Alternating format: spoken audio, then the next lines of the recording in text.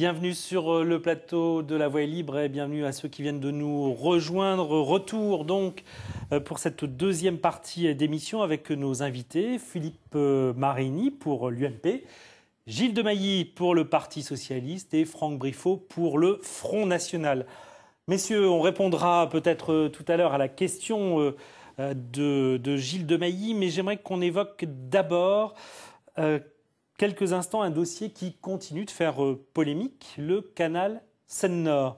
Nicolas Sarkozy est venu lancer il y a un an quasiment le fameux dialogue compétitif qui doit se conclure par le choix du maître d'œuvre du chantier. L'UMP, notamment votre ami Alain Geste, président de Voies navigables de France, accuse le PS d'avoir quelque part déjà renoncé au projet sous la pression des Verts.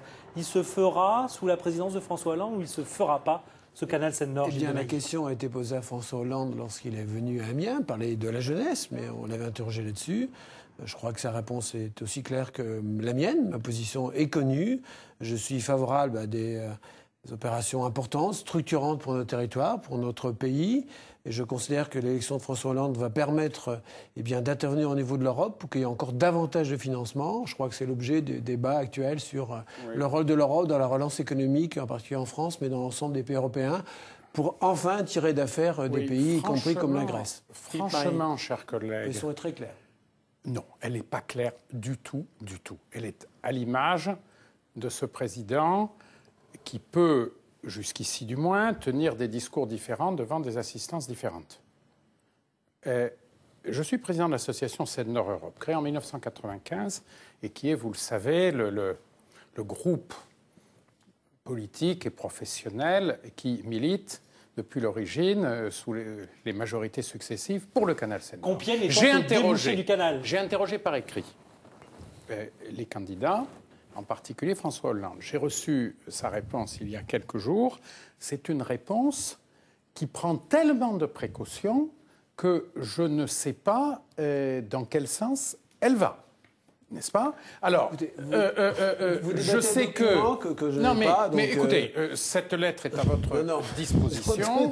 L'association dont je parle est totalement pluraliste, puisque mon premier vice-président est Daniel Percheron, qui lui est un militant solide de la liaison Seine-Nord. Ça, en effet, j'admets que ce soit une convergence entre nous. Mais s'agissant de François Hollande, compte tenu des sacrifices qu'il sera tenu de faire aux Verts, en particulier sur ce thème, je suis inquiet.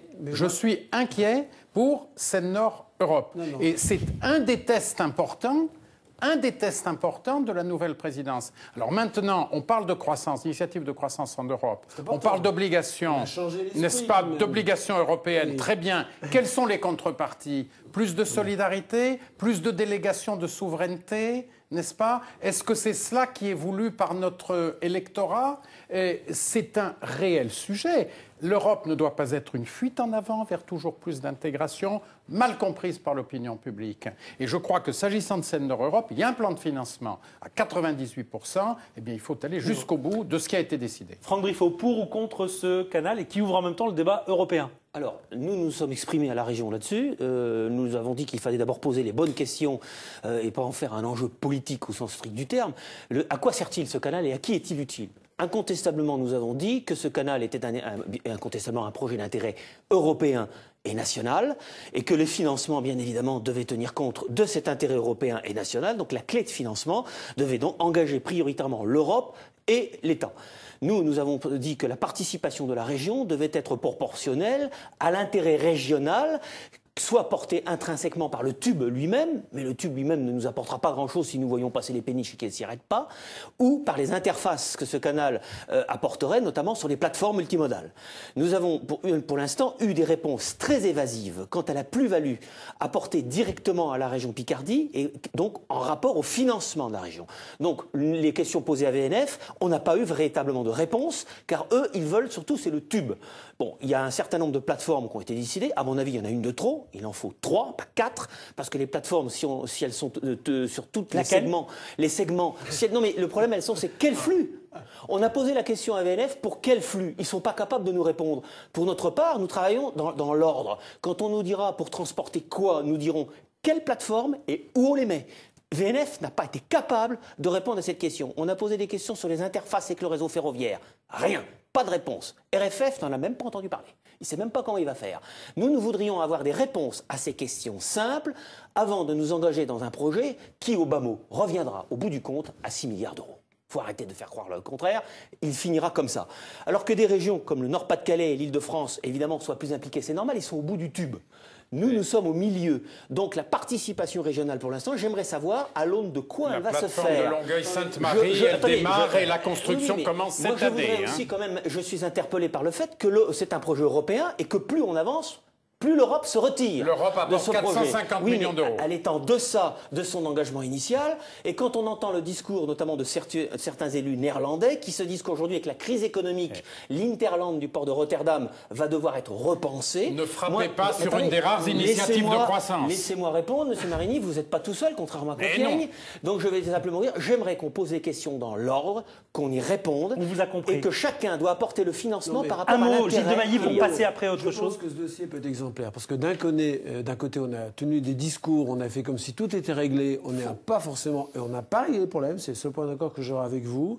Et je crois que prendre effectivement le dossier par le bon bout, c'est d'abord demander à l'Europe d'être le principal financeur et davantage que ce qu'il finance à l'heure actuelle. Mais on attendra des années, on attendra 10 ans si vous voulez tout renégocier comme François Hollande avec l'accord budgétaire. Dans l'Europe, il y a 27 pays, on n'est pas tout seul, c'est pas notre volonté. Qu'en 3 jours, François Hollande a déjà réussi l'exploit de faire en sorte qu'au niveau de l'Europe, une majorité maintenant de pays sont sur justement cette position-là. Son projet est financé à 97 ou 98%. On a entendu les points de vue, se réalise. Les points de vue de chacun sur le canal Seine-Nord. Autre sujet qui concerne directement nos régions, la réforme territoriale. Nicolas Sarkozy avait annoncé pour 2014 l'élu territorial unique, siégeant à la fois au Conseil régional, au Conseil général. Fini, on tire une croix sur cette réforme ? Je crois que cette réforme a vraiment été faite pour contrer l'action des collectivités territoriales. Je crois que ça a été dit. Je crois qu'il y avait une réflexion au départ qui pouvait être utile pour permettre à ce que chacun connaisse mieux ses compétences. Mais lorsqu'on aboutit à faire en sorte que de la région, il n'y ait plus de capacité de voter l'impôt pour pouvoir assumer ensuite ses choix en votant l'impôt, c'est absurde. Je crois qu'au lieu de faire des choses plus simples, on a compliqué les choses. Il est heureux que dès le début du mandat, je crois que le discours est très clair. Il faudra changer cette réforme. Plus pour les mandats municipaux, Monsieur de Mailly. L'intérêt politicien, ça m'intéresse pas. Non, mais je vous pose la question, ça intéresse aussi nos concitoyens. Parce que si dans un mandat, on commence par défaire tout ce qui a été fait, si on passe des mois et des mois de temps parlementaire pour refaire toute la législation du mandat précédent, est-ce que pendant ce temps-là, le pays est sérieusement géré ? Mais vous avez rendu impossible la gestion de certaines collectivités. Pas du tout. Au niveau des régions, vous pouvez le constater vous-même dans votre communauté d'agglomération. Vous n'êtes pas perdant par rapport à la taxe professionnelle. Franck Briffaut, sur la réforme territoriale. Je crois qu'on a pris l'outil par le mauvais côté du manche. On a commencé à dire on va faire une réforme territoriale, on va créer un conseiller territorial. Mais quand on pose la question pourquoi faire ? Pour quelle fiscalité ? Rien. C'est-à-dire qu'on a commencé à apporter une réponse. Convergence avec le Parti Socialiste. Si le Parti Socialiste me dit qu'il fait jour c'est troublant. Non mais si le Parti Socialiste, si le Parti Socialiste dit qu'il fait jour à midi, je ne vais pas dire qu'il fait nuit. On peut faire il leur arrive d'avoir parfois quelques analyses pertinentes. Ça arrive. Bon, et nous sommes en phase et ça peut également arriver dans l'autre sens. Je ne me détermine pas une fois de plus par rapport à mes adversaires. S'ils ont raison, on est d'accord. Bon, mais je dis simplement que cette réforme territoriale, outre le but principal, ne l'oublions pas, c'était d'écarter les élus du Front National de la dernière collectivité où ils étaient élus. Ça, c'était l'objectif non avoué, mais c'était bien celui-là de faire sortir les élus FN de la dernière collectivité où il y en avait encore. Ça, personne ne l'a dit, mais c'était bien ça l'un des principaux objectifs. Ensuite, moi, j'attends de savoir qu'est-ce qu'on va laisser aux collectivités territoriales, régions, départements, les intercommunalités. Ensuite, une fois qu'on aura les missions qu'on va leur laisser, quels moyens ? Et enfin, en troisième stade, avec qui et quel type d'élus ? C'est comme ça qu'on travaille. On ne commence pas par mettre en place un système et on se pose la question de savoir, mais pourquoi faire ? Moi, je pense qu'il faut d'abord savoir qu'est-ce qu'on veut faire avant de savoir avec qui. Pourquoi est-ce que vous dites laisser des compétences là? On a l'impression on concède des compétences. Oui, c'est pas la décentralisation. Vous avez laissé, vous avez fait, d'ailleurs vos prédécesseurs aussi, parce que la décentralisation, ce n'est pas que votre affaire. Ce que vous dénoncez l'un et l'autre, vous l'avez mis en place conjointement. Nous avons aujourd'hui fait une décentralisation qui en fait s'apparente à un transfert de charges généralisé. Aujourd'hui, il va falloir d'ailleurs que l'État reprenne la main sur un certain nombre de choses et rebatte les cartes, parce qu'on voit aujourd'hui l'institution régionale n'a même plus de fiscalité. En un mot, Gilles de Mailly, n'a même plus de fiscalité pour pouvoir aujourd'hui décider de ses politiques. Pas du tout d'accord avec ce qui en est dit. Au contraire, vous savez qu'il faut sans doute proposer une nouvelle décentralisation, une nouvelle axe pour permettre aux collectivités, aux élus locaux d'assumer leurs responsabilités. Là, je suis d'accord avec M. Marini, on est tout à fait d'accord là-dessus. Par contre, il y a une condition auquel je tiens beaucoup, c'est le non-cumul des mandats. On ne peut pas être, excusez-moi, M. Marini, sénateur et maire d'une grande ville, on ne peut pas être député, maire d'une grande ville, on ne peut pas cumuler le conseil général, le conseil régional et des mandats. Je crois qu'il faut avoir des élus à plein temps dans chacune des collectivités et dans chacun des mandats nationaux. 1 minute 30 d'émission, tour de table de chacun. Gilles de Mailly, vous aviez commencé à évoquer cette question en fin de première partie.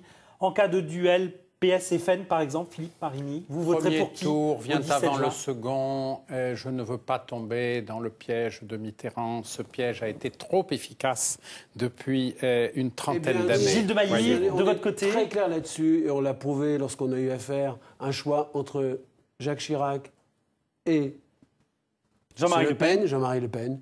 On a fait un vote républicain. Je crois que nos valeurs, vous devriez les partager davantage et faire en sorte qu'il y ait la réciproque. Vous savez, moi, je me trouve bien sous les plis du drapeau national à trois couleurs et je me trouve mal et avec très peu de choses en commun avec ceux qui défilent sous le drapeau rouge. Franck Briffaut, si vous êtes absent du premier tour, la consigne, c'est du deuxième tour, pardon.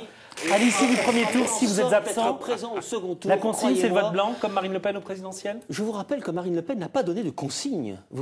À titre personnel, vous? Non, moi je ne donne pas ma position de vote à titre personnel. Je ne suis pas là en tant que représentant personnel. Je suis là en tant que représentant un certain nombre de mes compatriotes. Moi je pars sur une optique, je vote Front National au premier tour et j'espère bien pouvoir voter Front National au second tour. Merci messieurs, je vous donne rendez-vous la semaine prochaine pour un prochain débat consacré à la campagne des élections législatives en Picardie. Excellent après-midi à tous.